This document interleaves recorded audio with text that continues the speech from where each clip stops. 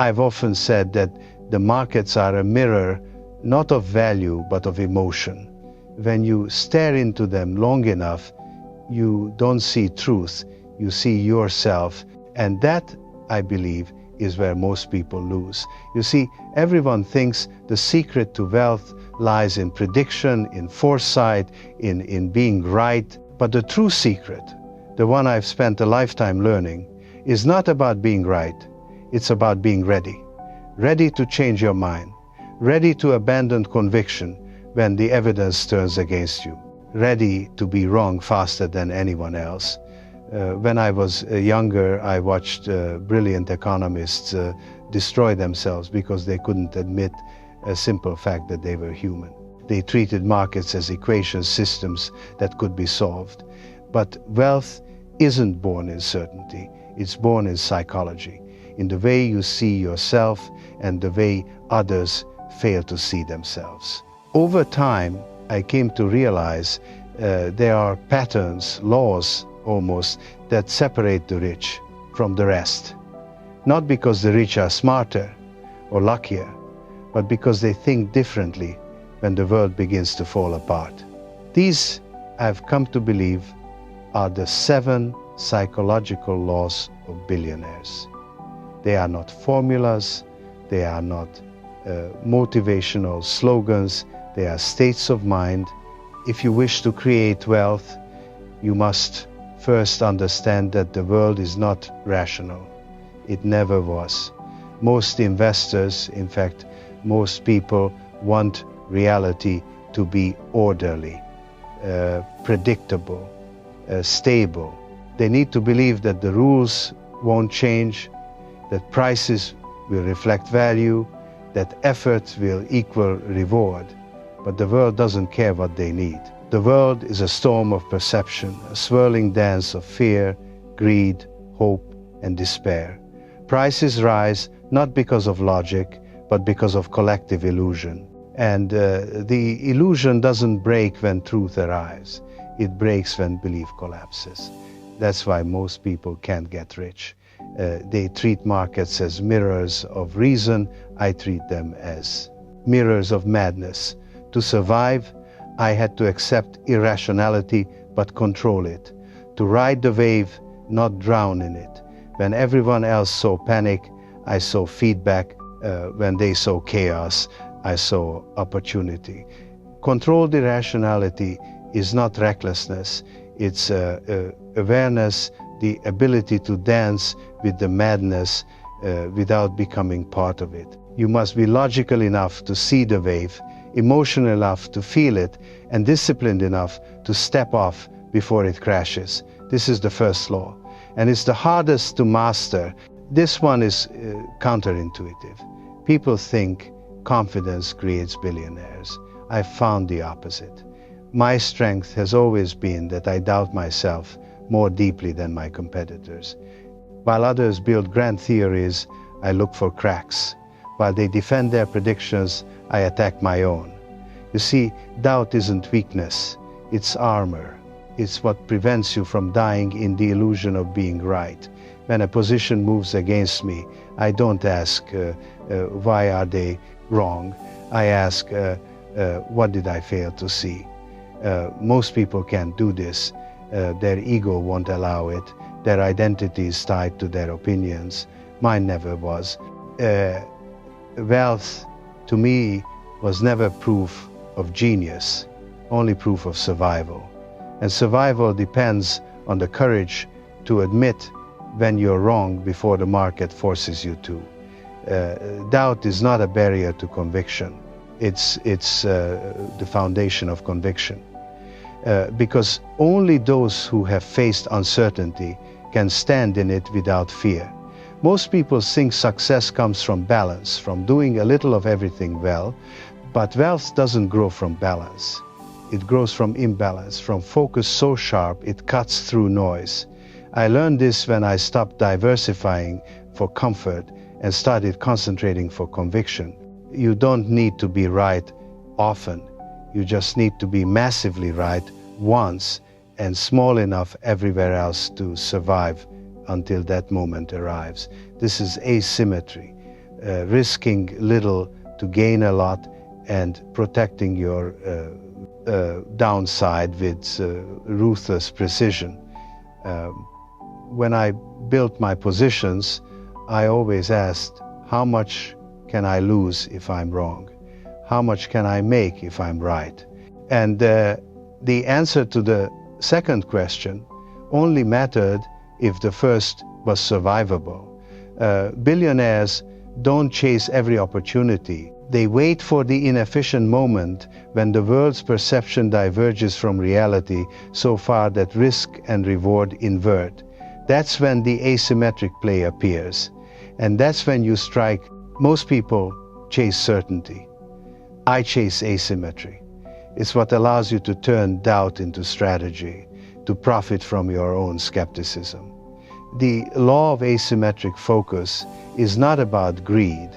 It's about patience, the discipline to wait for the moment when the world's illusion becomes your edge. Liquidity in finance means flexibility, the ability to move in and out of positions quickly. But emotional liquidity is far rarer.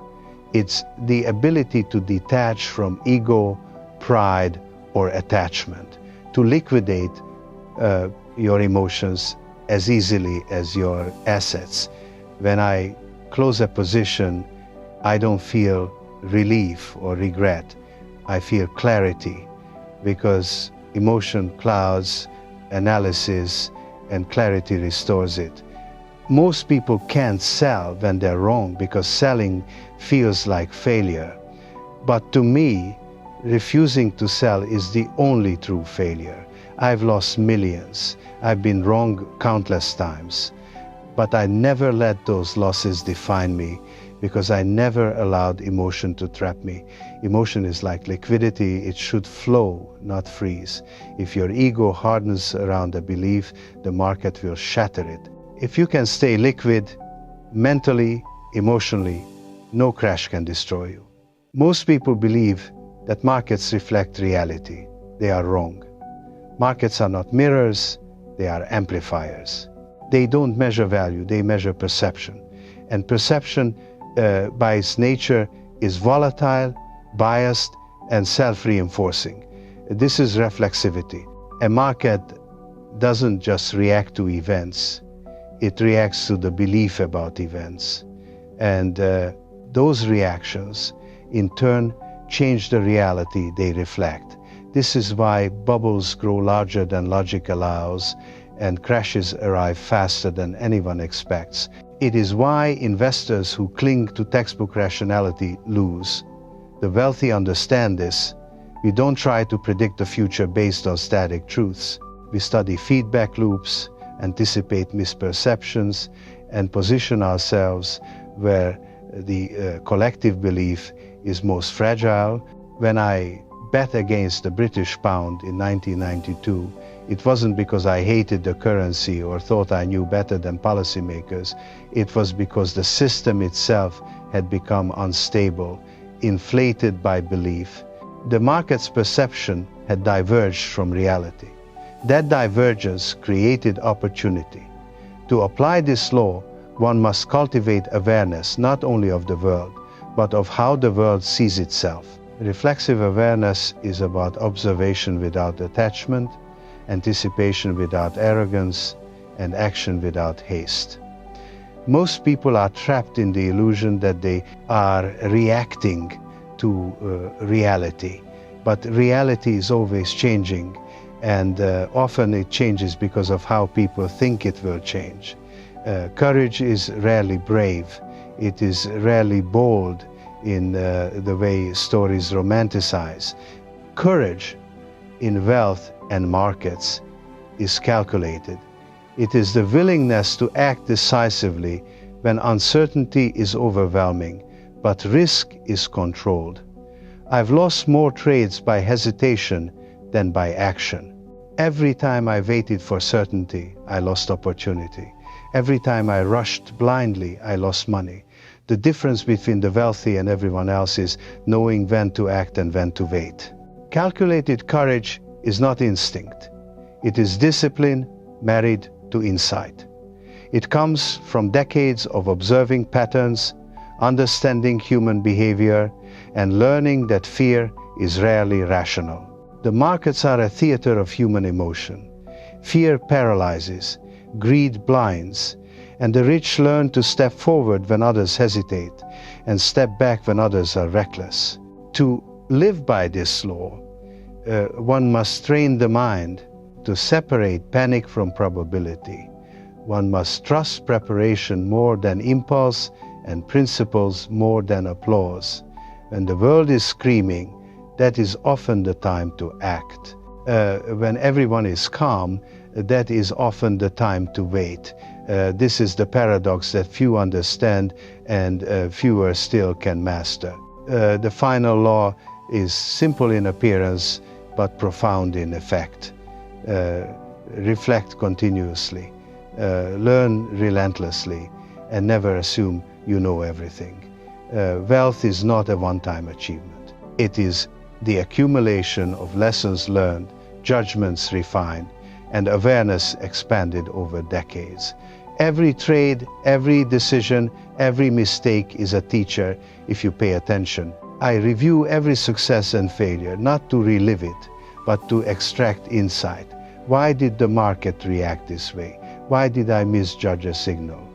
What assumptions were correct and which were illusions? Reflection is what transforms experience into wisdom. It is what allows the wealthy to survive cycles that destroy ordinary investors. It is what enables adaptation, recalibration, and endurance. Most wealth is tested in crisis, not calm. Every bear market, every correction, every bubble is a proving ground. The laws are interdependent. Controlled irrationality allows you to see reality without illusion. Self-doubt keeps you honest and adaptable. Asymmetric focus magnifies opportunities while limiting risk. Emotional liquidity ensures clarity under pressure. Reflexive awareness allows anticipation. Calculated courage enables decisive action. And enduring reflection ensures constant improvement. Theory is nothing without practice. Early in my career, I entered markets with the confidence of youth, armed with knowledge but little humility. I was wrong more often than I was right. The losses were not large individually, but the cumulative effect taught me something vital. Survival is more important than ego. I analyzed potential outcomes, small losses if I was wrong, substantial gains if I was right. The asymmetry was clear. I positioned myself cautiously, scaling in as the market began to reflect my understanding. Weeks later, the market corrected sharply. Those who ignored the signs suffered heavy losses, while my carefully measured positions yielded substantial returns. Liquidity and reflection allowed me to act decisively without attachment. I observed patterns, anticipated outcomes, and preserved capital to exploit opportunity. Markets are driven by perception. Understanding and anticipating behavior is more valuable than any data set or model. The 7 laws are not theoretical. They are actionable principles tested through decades of market experience. They transform uncertainty from a source of fear into a source of opportunity. They turn chaos into a navigable landscape. They convert doubt from weakness into insight. Wealth, therefore, is not merely the accumulation of capital. It is the ability to survive, adapt, and act effectively within complex systems. Those who cling to certainty, ego, or attachment falter. Those who master psychology, perception, and strategy endure. Capital alone is insufficient. Only by mastering human behavior and decision-making can wealth endure. The laws I have outlined are not merely for investing. They are for navigating life itself, a world defined by uncertainty, complexity, and human emotion. Even in moments of crisis, these laws provide a framework for action. They create the ability to see where others stumble, to act where others hesitate, and to endure where others fail. As I look back, the greatest lesson is clear. Wealth is a reflection of mindset. Those who can see clearly, act decisively, and adapt continuously will endure. Those who cling to certainty, ego, or attachment will falter. Controlled irrationality, self-doubt, asymmetric focus, emotional liquidity, reflexive awareness, calculated courage, enduring reflection. Master these principles, observe relentlessly, reflect continuously, act decisively. In the end, wealth is not measured merely in money, but in the ability to survive, adapt, and thrive amidst uncertainty. And it is the mastery of these laws, these fundamental truths of human psychology and decision-making that separates fleeting success from enduring influence